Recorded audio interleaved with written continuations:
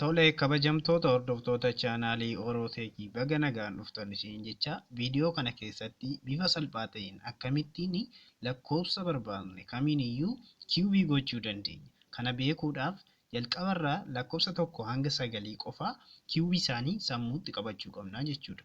Kana hojjechuudhaaf jalqabarraa fakkeenyaaf kiubiin tokko tokko, kiubiin 2 8, kiubiin 3 27, kiubiin 4 64, kiubiin 5 125, kiubiin 6 216, kiubiin 7 343, kiubiin 8 512, kiubiin 9 729, kiubiin 10 1000 kun akka ittiin salphaatti qabachuu dandeenya jechuudha. Kana qofaa erga qabannee booddee lakkoofsa 10 irraa ka'ee hanga barbaannetti jiru bifa salphaa ta'een kiubii gochuudhaaf aansuuta jedheen isinitti agarsiisa. Isin yommuu irra deddeebitanii yaaltanii sekeendii gidduutti yookiis daqiiqaa gidduutti bifa salphaadhaan kan xumurtan jechuudha.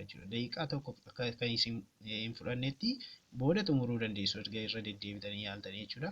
Kanaafuu jalqabarraa fakkeenya isinitti agarsiisuudhaaf kiubii 13 irraa isiniif jalqaba. Fakkeenyaaf kiubii 13 yoo nan hojjedha ta'e kiubii 13 kiubii goona. 13 kiubii gochuudhaaf noormaalii 13 baay'isuu 13 baay'isuu 13 gochuutu nurraa eegama. Garuu bifa salphaadhaan osoo hunda isaa waliif baay'isuu hin rakkatiin dursa tiriikii kana yoo fayyadamne salphaatti bira ga'uu dandeenya jechuudha. Kanaaf jalqabarraa daashii bakka duwwaa 4 qopheeffadha. Bakka duwwaa 4 erga qopheeffannee booda lakkoofsa kana asirraa dijiitiin mana tokkoo keenya 3, dijiitiin mana 10 keenya 1. Dijiitii mana tokkoo keenya kana 3 kana kiubii goona. Isa booddee finnee asirratti daashii isa xumuraa bakka duwwaa keenya xumuraa kanarratti hin guunna. Kiubiin 3 gaafa goonu meeqa ta'a jechuudha? 27. 27 finnee asirratti guunnaa jechuudha. Sana booddee lakkoofsa mana 10 irra jiru, dijiitii mana 10 irra jiru jechuudha. Meeqa asirraa? 1. 1 kana gaafa kiubii goonu meeqa ta'a? 1 kiubiin 1 jechuudha. Kanaaf isa finnee bakka duwwaa tokkoffaa kana irratti barreessinaa jechuudha. Sana booddee lakkoofsa dijiitii mana tokkootii fi mana 10tii fi deebinee paaworii isaa waliin baay'isna. Kana jechuun 3 baay'isuu 1 baay'isuu 3 jechuudha. 3 baay'isuu 1 baay'isuu 3 yookiinis 1 baay'isuu 3 baay'isuu 3 yoo jettanis rakkoo hin qabu jechuudha. Sanuma fida waan ta'eef kanaaf 3 baay'isuun 1 baay'isuun 3 meeqa ta'a? 9 ta'a. Isa achirratti barreessinu osoo hin taane of harkatti qabanna. 9 erga barreessine asirratti sana booda 9 kana fuunee dijiitii mana tokkoo keenya kanaan baay'isnee bakka duwwaa sadaffaa keenya barreessina. Kana gochuudhaaf 3 baay'isuun 9 baay'isuun 3 27 asirratti finnee barreessina. Lammaffaa irratti dijiitii amma asirraa 9 qabnu kana finnee dijiitii mana 10 kanaan baay'isnee bakka duwwaa lammaffaa irratti barreessina. 9 baay'isuu 1 meeqa ta'a jechuudha? 9 ta'a. Kanaaf deebii xumuraa keenya argachuudhaaf asirraa dhufne dijiitii mana tokkoo bakka duwwaa xumuraa keenya irratti yookiin daashii xumuraa keenya irratti barreessine hin fudhanna. Innis 7 jechuudha. 7 erga fudhannee booddee gara dijiitii mana 10 keenyaa hin barreessinu. Isa dijiitii mana 10 keenya irra jiru lakkoofsa kana fudhannee finnee daashii sadaffaa irra jirutti finnee ida'anaa jechuudha. Kana jechuun 2 ida'uu 27 jechuudha. Kanaaf 29 argannaa jechuudha. 29 isa arganne kana keessaa fuunee asirraa dijiitii mana tokkoosaa finnee asirratti barreessina. Kana jechuun iddoo deebii keenyaatti jechuudha. Kanaaf as keessa dijiitii mana tokko 9 finnee asitti barreessina. Sana booddee 29 ishee jettu kana keessa 9 finnee asirratti erga barreessine 2 asitti nu hafa. 2 kana fuunee dijiitii bakka duwwaa sadaffaa lammaffaa irra jiru kanatti finnee idaana. 2 ida'uun 9 meeqaa?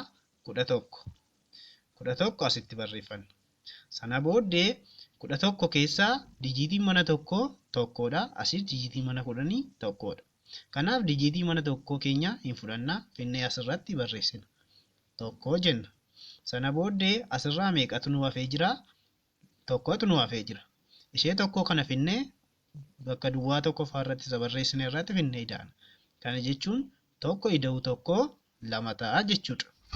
Kanaaf 2 jechuun asirratti barreessina.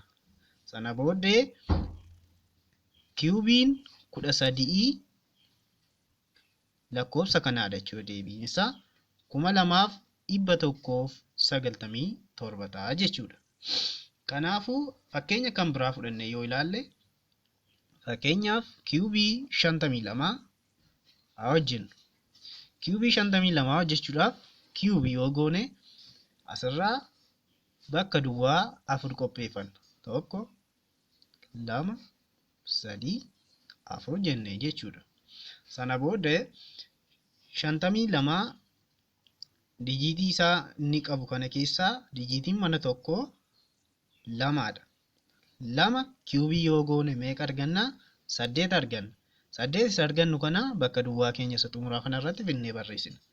Sana booddee gara dijiitii mana 10tti dabarra. Dijiitii mana 10 keenya kiubii goona. Kiubii gaafa goonu 5 kiubii jechuun 125 ta'a jechuudha. Isa finnee bakka duwwaa tokkoffaa keenya kanarratti barreessina. 125. Sana booddee lakkoofsa dijiitii mana tokkoo mana 10tii fi paaworii keenya waliin baay'isna. Kana jechuun 2 baay'isuu 5 baay'isuu 3 jechuudha. Yookiinis akkuma jalqaba irra isinitti himee ture 5 baay'isuu 2 baay'isuu 3 jechuus dandeessu. Rakkoo hin qabu. Kanaaf 2 baay'isuun 5 10 baay'isuun 3 30. 30 keenya of harkatti qabanna. Sana booda 30 keenya kanaa deebinee dijiitii mana tokkoo lakkoofsa jalqabaa keenya kanaan baay'isuudhaan bakka duwwaa sadaffaa keenya irratti finnee barreessina. Kana jechuun 30 baay'isuu 2 60. 60 finnee asirratti barreessina. Bakka duwwaa keenya sadaffaa irratti jechuudha. Gara bakka duwwaa lammaffaa guutuutti yommuu dabarru 30 baay'isuu 5 jechuun 125 ta'a. 150 ta'a dhiifama. 150 finnee bakka duwwaa lammaffaa keenya irratti barreessina.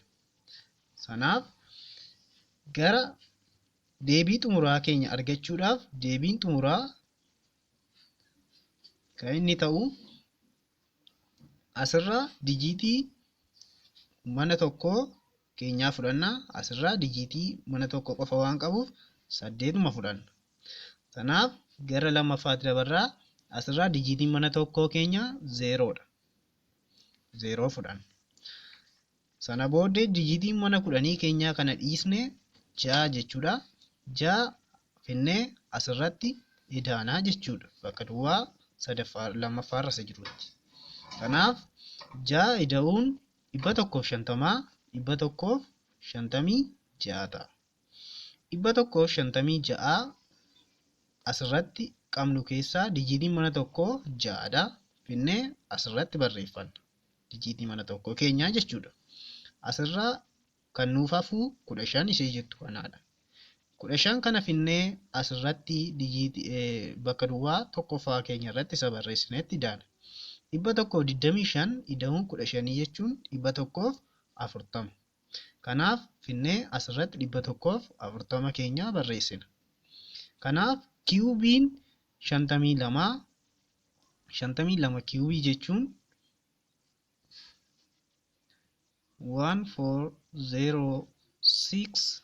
140,608. Deebiin isaa kana ta'a jechuudha. Kana baay'isnee yeroo dheeraa nutti fudhachuun salphaatti bifa kanaan bira ga'uu dandeenya jechuudha. Waan nu hordoftaniif galatoomaa. Chaanaala keenya subscribe, like gochuun dagatinaa. Tiriiksoti kan biraa yoo barbaaddu ta'e akkasuma komentii nuuf godhaa. Kanaaf guyyaa har'aa viidiyoo keenya asuma irratti dhaabna. Galatoomaa, nagaan tura.